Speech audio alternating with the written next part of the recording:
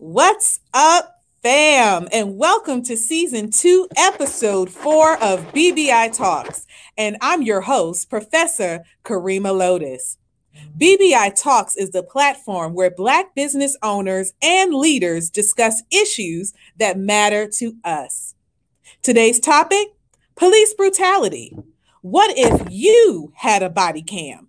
Our featured Black business is ANJEL Tech, with its founder and CEO, Brother James Samuel Jr.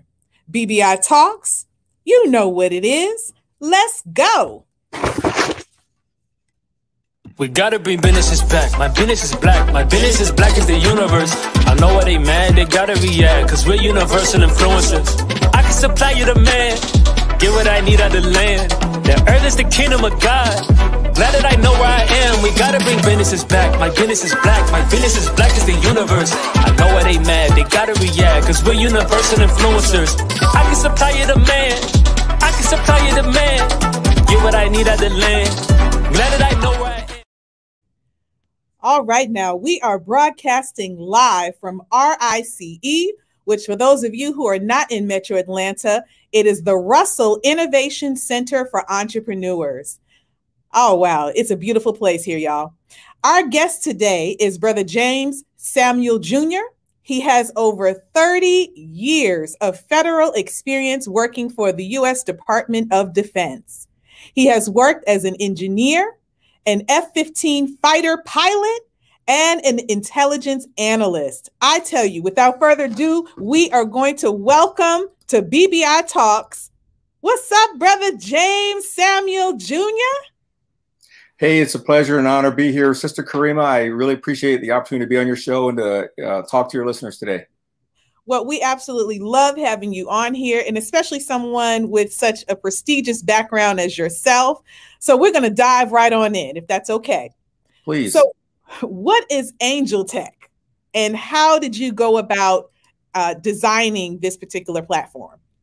So before I do that, I do want to level set with the audience to let everyone know that without my Heavenly Father, my Lord and Savior, Jesus Christ, and the Holy Spirit in filling me, I would not be here, able to do any of these things. And so that's where I get my strength, all the ingenuity and innovation, all the favor and all the doors opening. And that's my source. So I just want to make sure that foundation's set first. Yes, sir. We love that.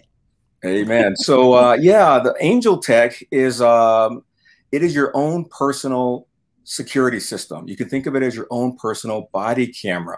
And it is a live streaming, GPS-oriented application for your phone that sends 3 different types of alerts to your family if and when you're in distress or duress. And when you need them most, you just swipe to the right, you start to stream that incident. Instead of it going to your social media account or staying on your phone where if something happens to it, it could be lost or discarded, or someone could decide to take your post down, or your family may not be your followers. It goes directly to your family members who are most likely to come to your aid and or pursue justice in that moment and every moment thereafter. And so it is really a revolutionary technology for families and for communities and for individuals to stay safe, to be free, and to ultimately meet all their life's milestones and be fulfilled. So if you don't mind, I'd like for us to kind of delve into what is the mechanics involved in building an app. I think our viewers would be interested in knowing, what is, what are you incorporating? What type of skill sets? What is the process? Yeah, well, applications are, I think it's really the 20th and the 21st century in particular's version of builders, of problem solvers. Right now, most of our tools and techniques, like we're interacting here through the internet, right? Most of our tools are now on our phones. I think we have more tools on our phone than we have in our garage and our toolkit, and so all of our tools that makes our life in the 21st century better are really on our computers, on our watches, on our phones. It's on these smart devices. And so to build one of these, to be a builder in this century, in this millennia, you have to know how to develop software. And so there's different languages, right? And I started software coding back, I had a Commodore 64, right? Wow. I remember those. Remember those? Yeah. It's that tan kind of computer, that kind of tan brown. And I'll never forget when my mom brought home one day a 1541 floppy disk drive for a 5 1/4 inch floppy. And this is before the 3.5s come out. These are the bigger ones, right? Right. And so I've been coding since I was in junior high school, right? And that's decades ago, because I'm good black don't crack, so I'm older than I look, right? But I've been in this game, if you will, of coding and software development from the very beginning, really, of personal computers when they first became available to people in their own homes. And so those skills all the way forward now, and I've gone through not just basic, but Cobalt, Fortran. I understand C and C++ and Java and all these different languages. And so having an understanding of software languages and how computers run programs and applications to provide services to us, that's a basic understanding. So you have to know software languages. You have to be able to code and develop, or hire someone who does and know how to oversee them. Wow. So now I know that some platforms, for example, Apple has actual app development software. Matter of fact, I'm a professor by profession, and I often share TED Talks with my students. And I had one TED Talk. It was a 10-year-old young man from the West Coast who developed his app through Apple platform and was able to actually sell it and make a little over $1 million from it. If you can kind of maybe speak to opportunities as it relates to our young people learning these types of software like you did growing up, what is something current that they can get involved in that will put them on the road to becoming like you? Well, I'd say check out Code Academy, right? I mean, there's all these different types of online schools where they can go and learn, or like Black Girls Code, I think is phenomenal, right? It's a 501c3, it's a charity that teaches Black girls in particular, but I'm not sure if it's open to others, how to code, how to learn these languages that make these applications, these tools for today. Sure, Apple has its own, I think it's called Xcode, that allows you to code and then, put your app into development and get into the App Store. Google is a much more open paradigm and a platform. And so Android development system is really made for people to be able in different ways to make codes and applications that go onto that platform. So there's lots of resources. I just say Google it. I know Code Academy is one, Black Girls Code is another, but there are more out there. And it's funny that you mentioned Black Girls Code. I think I agree with you. They have an awesome program. And I really hope that there will also be programs that help our young Black boys in particular. And it's not that I'm anti-Black girl, obviously, but it's just that I think sometimes when we drive a lot of energy towards our little girls, it's at the demise of our little boys, and they end up being left out instead of trying to establish some sort of equity. Yes, I agree. I have 2 Black boys, 2 beautiful brown sons. And so, yes, my wife and I, because Black boys and Black girls are different entities, right? And they need different systems of support, because my boys are wide open. I mean, it is all about kinetics and movement. And, when they come home, they jump on me. And, if I come home, and then want to fight and sword fight and wrestle. And, they're in those ages, they're 7 and 5 now, where it's just all energy, all drive, all movement. And they don't stop moving until they are asleep. And they just move all day. Right? They just move.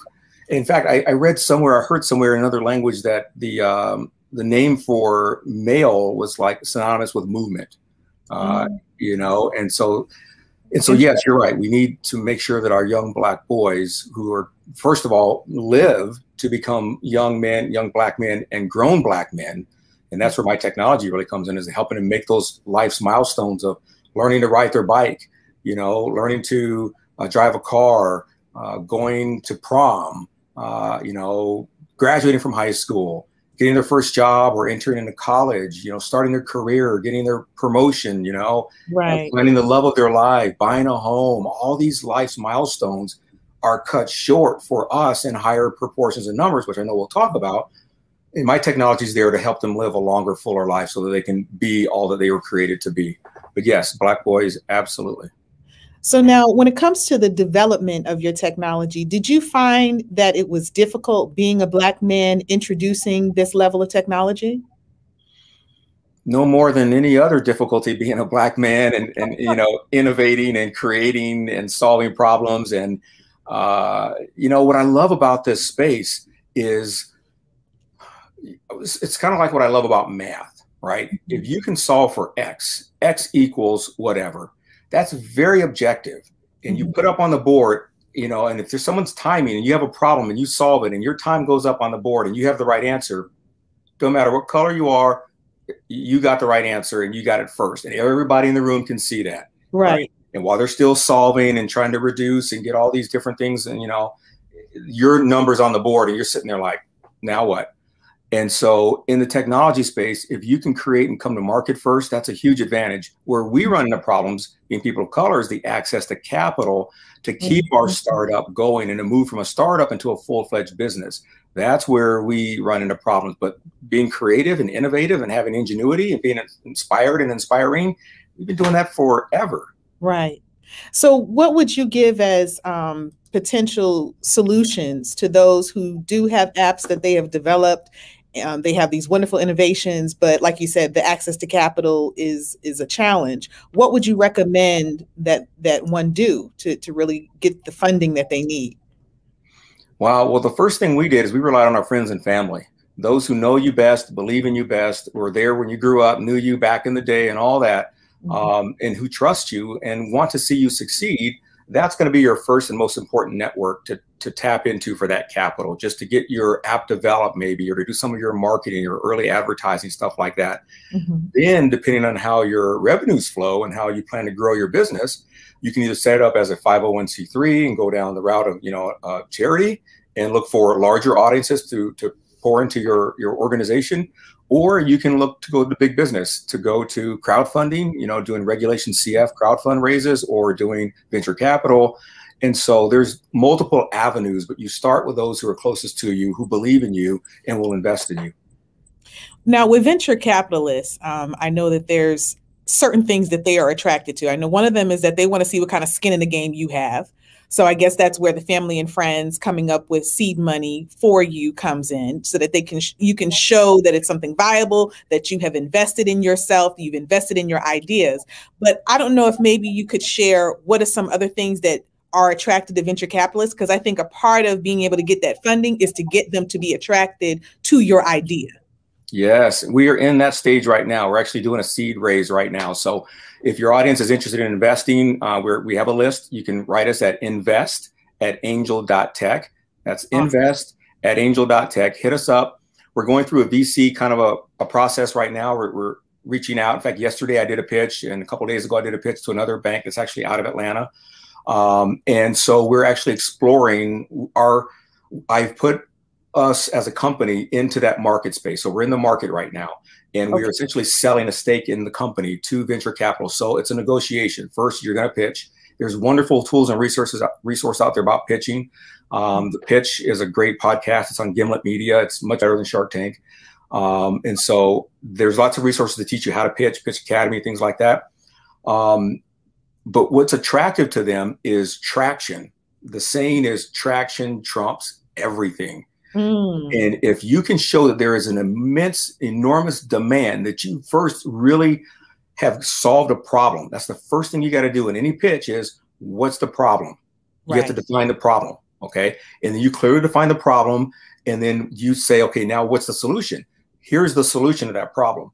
And you have to show that it is a pain point to enough people to where they are going to want to buy your solution, and that you have looked at your competitive market analysis and who's your competitors and what space and sector and all that stuff.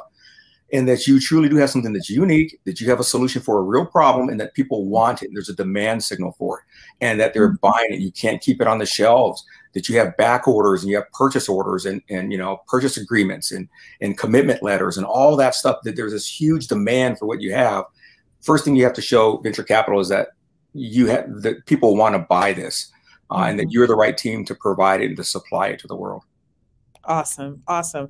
I want to thank those of you who are watching through our Instagram Live. Please feel free to drop your questions there in the comment box. I want to thank those of you who are watching via Facebook as well as YouTube. We really appreciate you tuning in to BBI Talks today. We are live here at RICE, and we are hosting our wonderful guest from Angel Tech, Brother James Samuels Jr.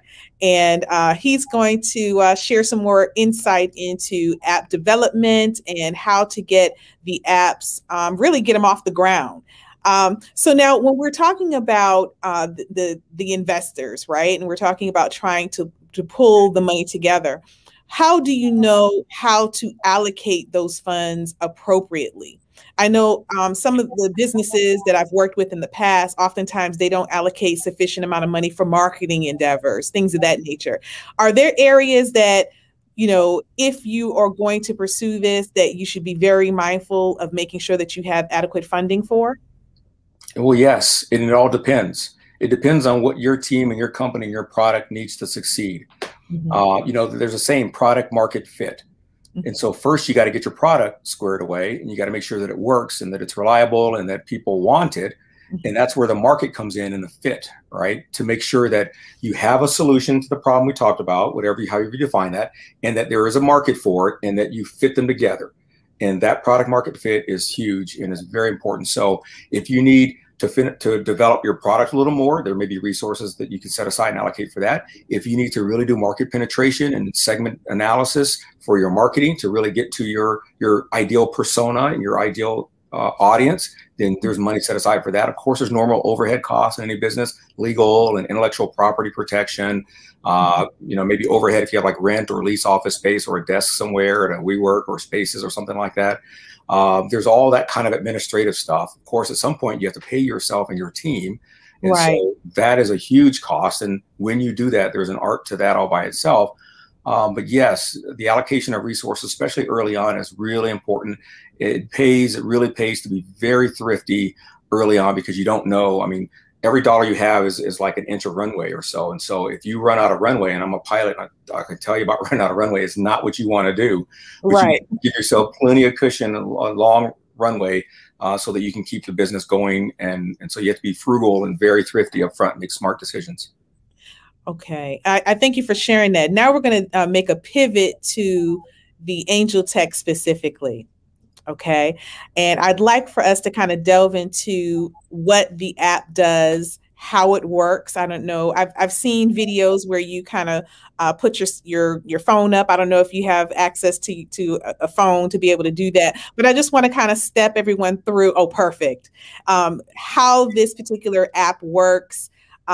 What kind of storage, and just kind of step us through the process. Because I think when we think about a body cam, we can't picture it outside of a police officer wearing it. So what would that look like for us, if you don't mind kind of unpacking that for us? Absolutely. Would love to do that. Well, first, when we say it's like having your own personal body camera, it is. If you want to wear it on a lanyard, and someday we offer ways to wear it on a lanyard or develop other wearable technologies that, you know, move it off the phone itself, we're working on that, and we understand that. But for now, the personal cell phone is the most ubiquitous and powerful computer in the world, and everyone has it. I'm an amateur photographer, so the saying is, the best camera in the world is the one that you have with you, you know. And it doesn't matter that you have this huge telephoto lens and all that stuff, but, you know, and that's why cell phone cameras are really progressing so much, because they're so easy to carry and they're so powerful anymore. And so this is that. It is the camera that you have with you. It's going to be on you more than anything else. You're going to have your ID, your car keys, your phone with you. And that's right. One of those three, you're going back home. You're not leaving home without your cell phone. You're not leaving home without your ID. And if you do, you might actually take a chance and go, I got my keys and my cell phone. I'm probably good. But you're not leaving without that cell phone. That is our lifeline to everything. Right. And so that is why we chose that platform to marry this technology to, because we know that it's an essential tool for survival in the 21st century. And so we put it on the phone as an application. If you're in a car and you're driving, if you get pulled over, have it mounted to your dash, right? Okay. Don't have it in your seat or your cup holder or wherever else where, you know, you got to reach for it and everything. Get a dash mount, and then make sure it's mounted in the dash. And if you see yourself getting pulled over or the lights go on behind you or whatever, start getting ready to record that session. Okay. Put it, you know, take it out of your lap or wherever you got your phone, get it into your dash mount on your dash. turn it towards the window so that, and put it in selfie mode. And I'll show you how to activate the app in a second, and get ready to record that incident. Just like, you know, Lieutenant Nazario did in Virginia, right? He recorded from his side the incident when he got pulled over and got pepper sprayed and everything. He did everything right. And so we have to be prepared for these incidents when they happen. So that's the first thing you do, is get a dash mount. Either hang it from your rearview mirror or have it on your dash, whatever, but be able to be hands off and hands on the steering wheel, or hands out the window if you need to make sure they can see those hands. Right. But have this thing set up and recording, you know, as they're walking to your car, get it all set up so that now this thing's doing its job and you're doing your job to be present in that moment and focusing and not fumbling or reaching, right? Right. Because we know that's detrimental, okay? Deadly. Can be deadly, right? The wrong stop, wrong day, wrong whatever, and they're fear for their life, and you know, they go to kinetic resolve. So what you do, and I have my phone here, right? And so and the name of my company is actually, oh, there it is, right side up. It's actually Pluribus. That's the name of the company. It's a Delaware C corporation. And so one of the things your audience needs to know is when you're ready to start your business around this idea, make sure you pick the right entity type. Do you want an LLC? Do you want an S Corp? Do you want a C Corp? Do you want a sole proprietorship? You know, what entity are you going to pick to make your business? Because it matters. The rules around those entities matter. And there's a wonderful series of books, which Rich Dad, Poor Dad by Kiyosaki. You and your audience haven't read the Robert Kiyosaki series, the 3-book series, Rich Dad, Poor Dad, Rich Dad, Poor Dad's 4 Quadrants, and Rich Dad, Poor Dad's Guide to Investing. The 3rd book, it talks about entity, timing, and class. And so entity is a very important thing to pick about setting your business up correctly, because when you go for VC, venture capital, you're going to need to have a Delaware C corporation. You could, if you have an LLC, you're going to have to convert it, because with a Delaware C corporation, or any C corporation, but Delaware is the best state to incorporate in for tax and other reasons. Right. You're going to want to be able to offer stock. And so C corporations have stock associated with it. And the day you incorporate, you're going to give yourself X% of shares, and you're going to have an X% of share or Y% of shares set aside for investment and other things. So anyway, I digress. No. We appreciate that. That was some jewels. I wish I had a little bomb I could kind of hit. Little sound effect. You're dropping jewels. No, we appreciate that. Yeah. And I was going to add, where you incorporate makes a difference as well. Because even here in the state of Georgia, we just recently began to accept on a state level L3Cs, which is being able to split your business between a for-profit and nonprofit. And so a lot of your larger companies like McDonald's and others, they use that so that they can bleed off their taxes into a foundation and do a lot of their philanthropic activity. So you're spot on. So I'm glad that you shared that. Amen. So here's my phone, right? And I'm going to access the app. I'm going to close it so you can get the full effect here. So there you go, right? Okay. So there's Angel Tech right there. And I keep it on the bottom, so no matter what screen I'm on, that is like as important as my phone to me. It needs to be accessible at all times, right? So there's the app icon. Your audience can probably see the wings there at the A.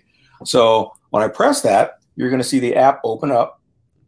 Boom. And it goes right to the camera. And so now the camera is on. And then at the bottom of that screen, there's where you can swipe right or swipe left. And so when I pick swipe right, I'm going to start an Angel stream right now live with you guys. And so I'm going to swipe right, or you can just push to the right. And it says live. And there's the first notification in the app. And then I'm going to get a text notification here in a second. There's the text that comes through, so I can see that. And there's a third notification that's happening. And that is, let's see, I'll just see, you can see my face.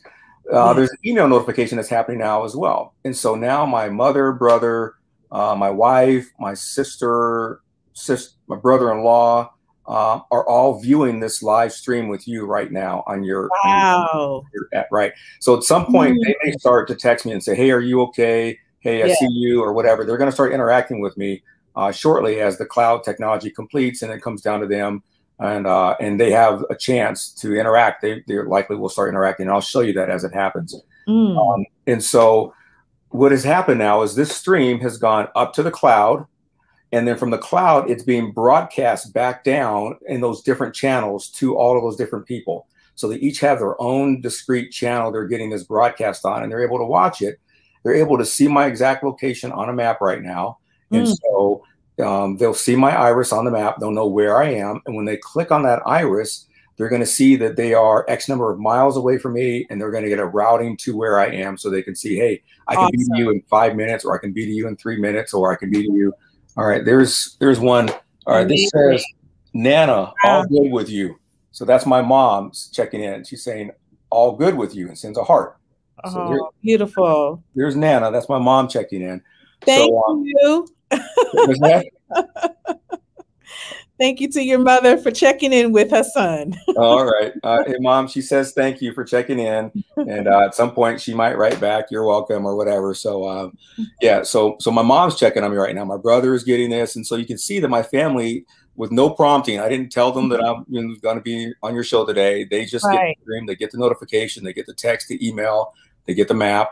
And they can now also download this file to their phones. And so this file doesn't just reside on my phone right now, it's on their phones. And we all share a library, which I'll show you in a second.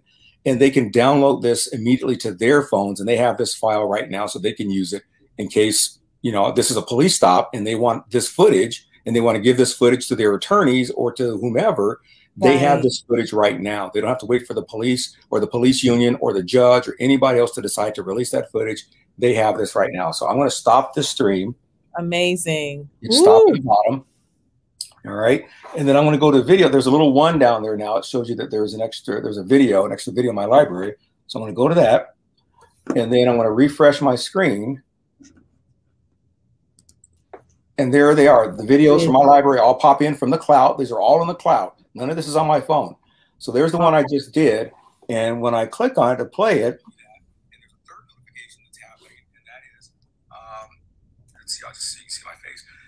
There's an email notification that's happening now as well. And all right. So that's what we just did, right? Yes. And then I can click on this little drop down. It's hard to see it there. And it says share location and download. Right. We see it. You can see right there below, there's another video. That's Zena with the mask on. That's me. That was an interview I did at NBC4 in DC here on Monday. Did the same kind of demo. So that's them. And so then I can hit location, and there's the map that comes up of where I'm located to you right now in Fairfax, Virginia. If I scroll down, you can see there's my brother. And when I hit his location, it shows you where he is. And when I click on the iris, it tells me how long it's going to take me to get to him, which is 10 hours and 5 minutes. And then it gives me the route and shows me how to drive there from Virginia to Indiana, where my brother's located. And then I can just hit go and start actually navigating there. Awesome. And so my brother, my sister, all of us are sharing the same library. So all of these streams are in this library, and with all of our locations. My sister, you'll love this because she's close to you guys. Let's see. I'll find my sister did a recent stream. Let's see if I can find one of her streams quickly. There it is. Okay, so her location is New Hope, Hiram, Lost Mountain, McCland, that area outside of Atlanta, right? So it tells me that when I click on her iris, it tells me how long it'll take me to get to her house, which is 9 hours and 51 minutes. And then when I hit go, it's going to pop up a route and show me how to drive from Virginia all the way down to Atlanta and how to get there. And so that's how the technology works. They can download that right to their phone, just like I just did. So my mom, who just checked on me, has that video, and she's probably either watching that video in its entirety right now because she has it on her phone. That is amazing, brother. Absolutely amazing. I mean, I love it. I love it. And one of the things that comes to mind, since you said that it's going up into a cloud, that eliminates any storage issue. Correct. You don't know how long you're going to be recording for. And so not having to worry about storage is key. This is just an amazing app. And one of the things that I noticed is that, yes, we talk about police brutality, which is the topic of this particular show, but it can also be used for your elderly, your elders in your family. and really just kind of bringing everything current. Like, I think when I was growing up, the big commercial was, I've fallen and I can't get up, you know. And so, you know, bringing that to 2021 and beyond is this particular app, this technology. And I think this is just phenomenal that you have put this together, dear brother. So, okay, so this is available on what platforms? It's on all platforms, Android and iOS. So it's in the Apple Store, it's in the App Store for iOS users, and it's in the Google Play Store for Android users. And it works around the world. So we already have some users in Australia, we have some in India, the UK, Canada, Germany. So it works anywhere in the world that you have a cell phone signal. Amazing, amazing. We're going to just take a quick pause. It's a break, a commercial break. We're going to highlight one of our sponsors, and then we're going to come back to the conversation. It is 30 past. We're going to get into the social issue and really kind of talk about the sentiments behind the technology. So here we go. This episode of BBI Talks is brought to you by our proud sponsor, Abdullah Daniels Group, LLC. We are a full-service life insurance agency that represents multiple carriers in all 50 states. For more details, log on to our website at adgllc.org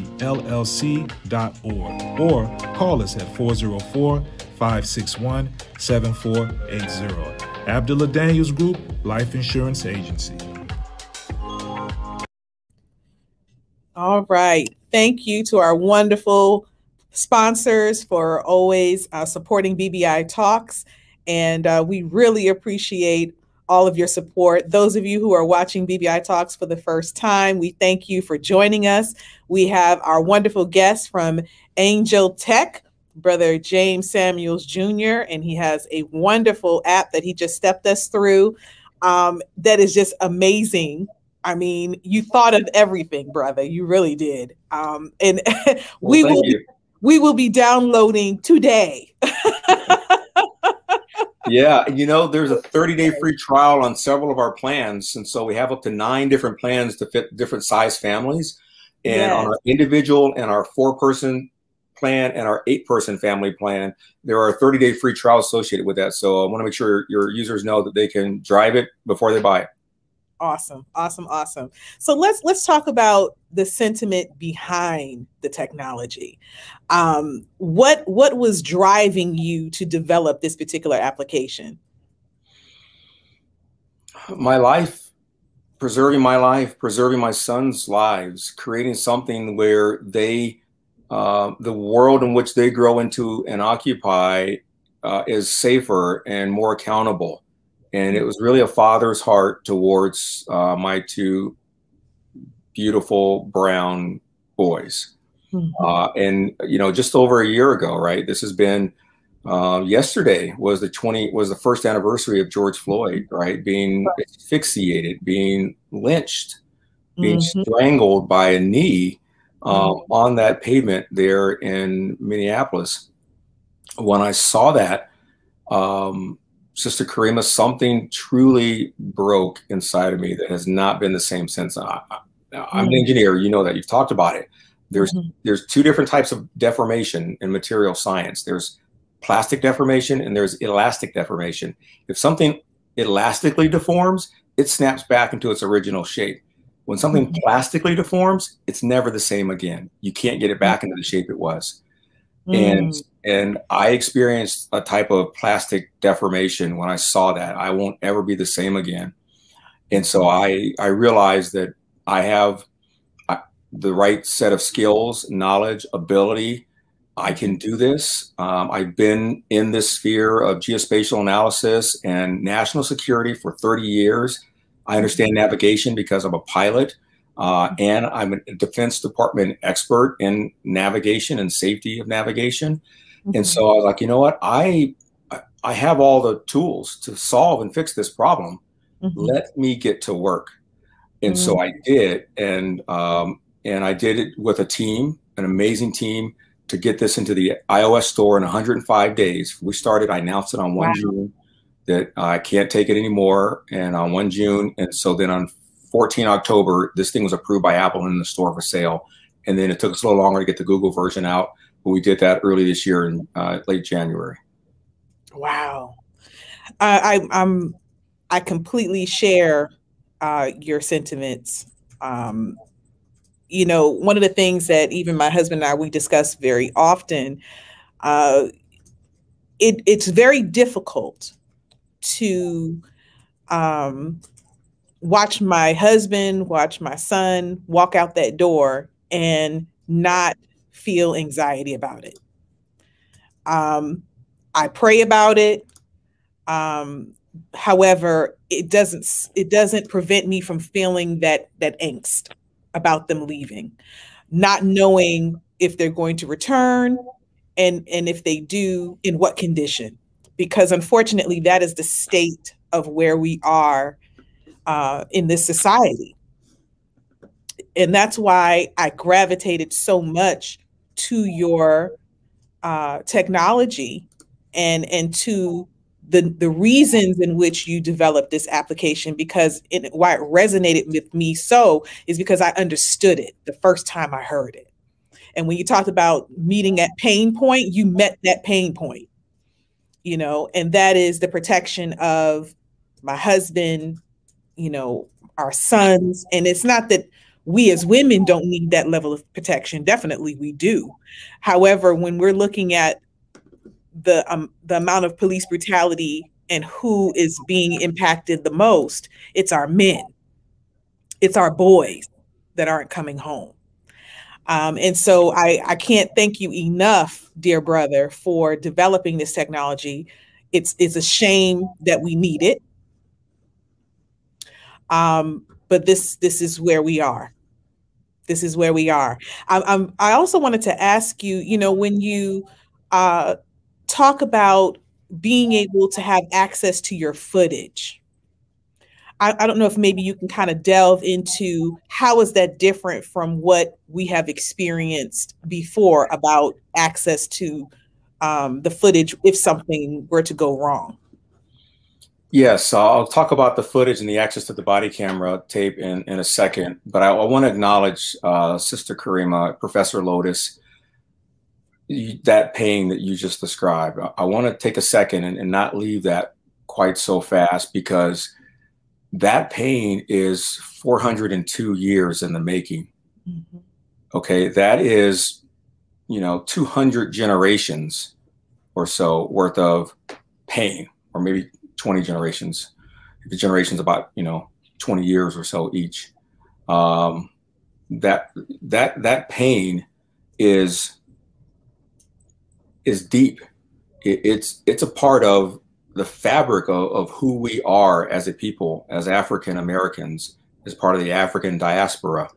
And women, our Black women in particular, you, my wife, and others like you, though Black men have paid a heavy price with our lives being lost, but the emotional toll has fallen to you all, because you've had to pick up our community and carry it, because the fruits of your loins and labor has been sold on the auction block and asphyxiated in the streets and from trees. And that pain is, we're trying to just provide a salve to that. We're trying to give you a little more sleep. We're trying to give you a little more peace. We're trying to just, you know, comfort you just a little bit more. You got a whole bunch on your plate, holding our community together, holding the family together, holding your jobs together, you're holding it all. You're holding us all together. You're literally holding us up like suspenders, right? Mm. And if we and my company and I and our technology can help you rest, give you a little more peace, not to mention just the saving of the lives, right? But just to help you, the pillar of our communities, have more peace. That is what we are all about. And saving our lives, protecting our lives, letting you know where we are when we need you most, that's what we are all about. And that is why our technology is so profoundly powerful, because that problem is, we've not known. Think about Ronald Green's mother for a second down in Louisiana. Mm. She didn't know How many black moms don't know what happened to their babies when they walk out the door, and then next thing you know, if they don't come home, God forbid, now you're trying to, in all of your distress and anguish, you're trying to figure out what happened. And then you get a police report that says, oh, in the case of Ronald Green, he had an accident. And then the medical examiner goes, no, the wounds and the injuries are not consistent with a car accident. And the police lie, which happens because they're people.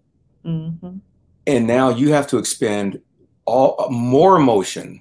You should be comforted, but now you have to become an investigator to figure out what happened to your baby and spend all kinds of extra resources and time just to figure out what happened so that you can have some peace about knowing how they really died. Because you were there when they came into the world. That was you. And you would at least want to know how they went out. That's right. Right? And I have the privilege of having helped deliver my 2 sons. And those are the 2 best days and moments of my life. And so our technology is built to provide family and mothers, and Black mothers in particular, with the information about what has happened, what has happened. When Mamie Till figured out what happened, she wanted the world to know. And she left Emmett's casket open so we'd all know. That's right. Right? And her worst nightmare, she shared it with us so that to help it stop. And that is the sentiment around which this technology is built and based. And that's the heart of it. And I'll tell you right now, so help me God, if no one else other than Black moms ride with us, I'm okay. I am okay if it's only Black mothers that get down with us. Other mothers, Hispanic and LGBTQ plus and Asian American Pacific Islanders and everybody else can use this technology to help and save their lives and their loved ones. But it's the Black moms that we were built really for first. And I want you and all of the Black moms out there to know that you were considered first, not last and not never, but first. And that you are our target, our ideal customer demographic. You are the ones we want to be with first and foremost.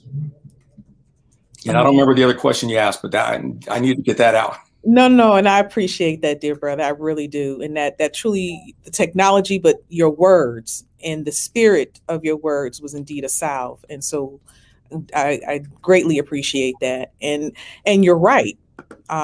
You're spot on in terms of the emotional toll that we as Black women in particular suffer. You know, and it's very, very difficult to watch. It's very difficult to experience. I'm thinking about Anjanette in Chicago, who was left naked. She was a social worker who just got off of work. She was preparing to hop in the shower like we all do, right? And the police bust down her door. And they were looking for someone, and she's screaming at the top of her lungs, "You've got the wrong home. You know, why are you here? Please stop." And out of all, I think it was maybe 15 officers that came into her home. She was naked, sitting on the floor that whole time. Standing. And not one officer covered her up. Not one. And when they were questioned, at the tail end, when they're getting ready to leave, is when they get her something. But that entire time of them breaking down her door and going through her home and ransacking it and doing everything else that they do, they left her there standing but naked. And no humanity in any of these officers said, "Wow, she's naked, get her a robe." Nothing. So when you talk about our experiences from transatlantic slavery, Jim Crow forward, that is a repeat of that type of behavior as it relates to our treatment as women, as it relates to our treatment as men. You're so spot on when you talk about the lynching of a George Floyd. He may not have been strung up by his neck, but the impact of the pressure that officer laid on his neck is the same as actually putting a rope around his neck. It crushed him. and it took his life. And so I'm grateful to those who were able to record the incidents. But even I watched most of the days of the trial. And one of the things that I noticed when we're talking about footage, and that was the original question, or the second part of the question, when we're talking about footage and it being used in the court of law, if it were not for the fact that there were several people that were standing out there witnessing it and filming it from different directions, I don't believe that Derek Chauvin would have been found guilty. They would have used some excuse, some loophole, but because there were people with different positions, as well as the footage from the stores whose cameras happened to be facing in that direction, under any other circumstances, he would have been found not guilty. And so when we're talking about this particular application and you're sharing with us the positioning of our camera and things of that nature, if you could please share with our viewers the importance of footage, especially when we go to trial, because ultimately you want to fight this. You want to fight to get the truth of what has happened with your loved one. Yes. And you're right. The impact of video, and everybody understands this now because of the 3-count conviction of Derek Chauvin, the power and the accountability of video. Everyone understands this now, I think, clearer than ever before. And our technology is built on that premise that with video comes accountability, or at least the chance for accountability. I'll tell you, I was sweating a little bit when I was watching the verdict, when the verdicts were read. I was watching it that day. And I said to myself and my team, if he gets off, we're finished. Because if you can have all that video and still beat it, then there is no hope, and video doesn't matter. But what we saw was video does matter. And there is accountability in that through that video. And so I was holding my breath when that verdict was read, because I'm like, okay, because if he doesn't get convicted, then video don't matter, but video does very much matter. And that conviction was a testament of that and the proof positive of it. So yes, at the trial, but before you even go to trial, before that moment happens, you need, and you can have, so let's take any one of the other cases, you know, you can have that video so that your attorney can start working on, no, this is the real narrative. And there's two different courts. There's two different courts that any trial takes place in, right? That's right. There's the court of the law, and there's the court of public opinion. That's right. Okay. And you can start to operate in that first, more powerful court first, because that court of public opinion sways voting. It sways buying power of a community. And you know, you want to talk about accountability immediately. Let the court of public opinion render a verdict about some behavior of a district or a precinct or whatever, then our buying dollars start to siphon away to somewhere else immediately, and people start to get very nervous. That's right. And so that accountability is immediately available through this. Now, you're going to have your day in court if you decide to go that route, and you know, and that's when a verdict of your peers will be chosen, or a jury of your peers, and all that, right? But you will then have the head start, and you will have the necessary documentation and forensics. You'll have the geospatial location. You'll have the GPS coordinates. And our technology updates those coordinates every 10 seconds. So as you're moving, that map is moving. It's showing every 10 seconds where you are. And I can show you a demo of that if you like as well in the previous video. So that is incredibly powerful to have working for you if and you need accountability. And does anyone have access to what is in that cloud? Only the viewers, only people that have been registered by you as these are the people I want to have this. And you put in their email and their phone number, And then we send them a notification that says you've been entered as a viewer under Professor Lotus's account for Angel. And then they're going to contact you and say, hey, I just got this text. Do you want me to be your viewer? Yes. I want you to be on my life insurance policy. I want you to come get me, come help me, make sure I'm okay. And then you guys talk about that. Okay, wow, it's like picking a godparent. You know, you're responsible for my life in so many ways. Okay, so if it happens to me, I want you to be one of the people that know it and can help me in that moment or me after that moment, right? And so that is an arrangement between you and your viewers, but they're the only ones that have access to your footage, is the ones you designate, and they agree. And with this particular application, let's say, you know, there is a confrontation of sorts with a police officer. Can they demand that you stop recording or that you disable your app? Is that something that legally they can do? You have to check out the laws in your area. In most states, in almost every state, there's a few states where the laws are a little like, you have to tell the police officer, I am recording you.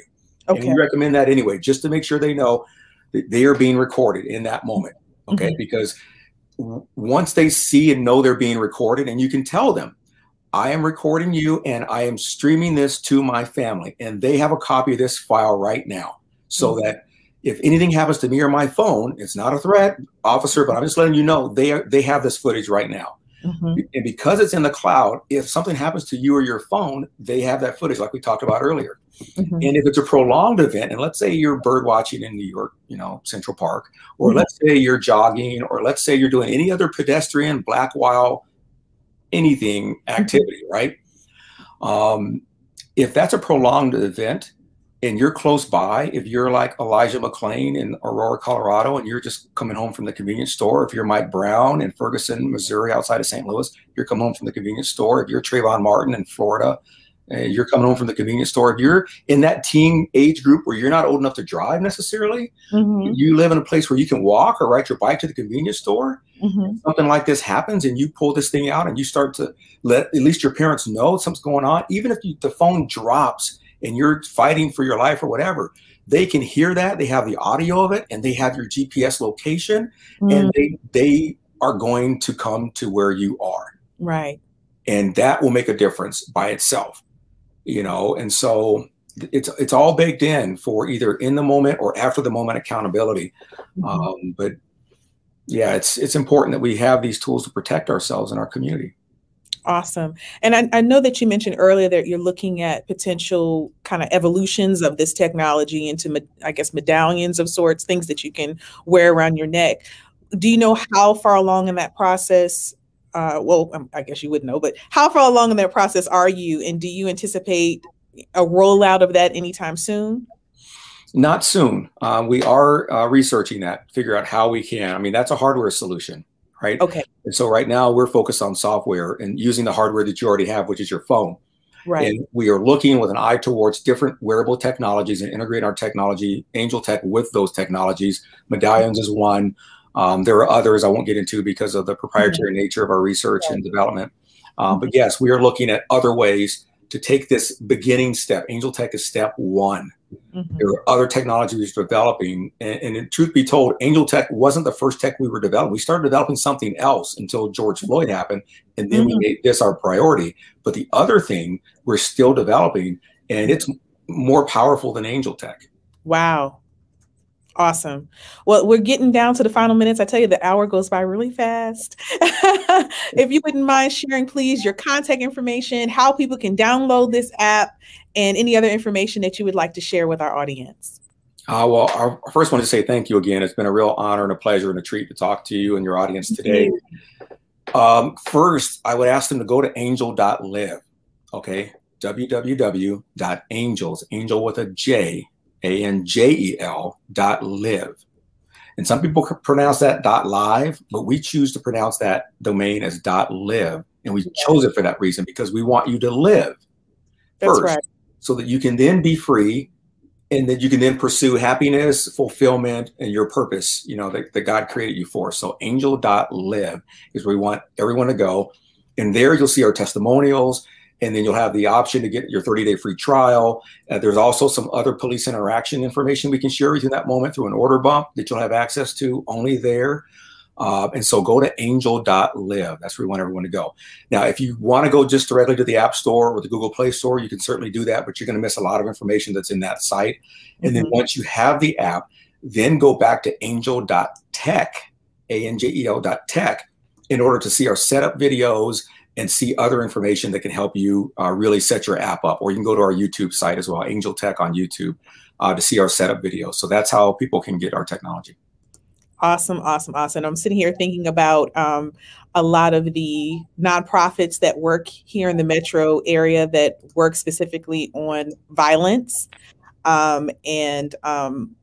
know that they would absolutely love to be introduced to your technology. So I'm going to make sure that I share this information with them, share this show with them, so that they can make sure that they share it with their young people and the mothers of others who have either been the victim of police brutality, whether themselves or their children, to help as a preventative measure for other children in the community.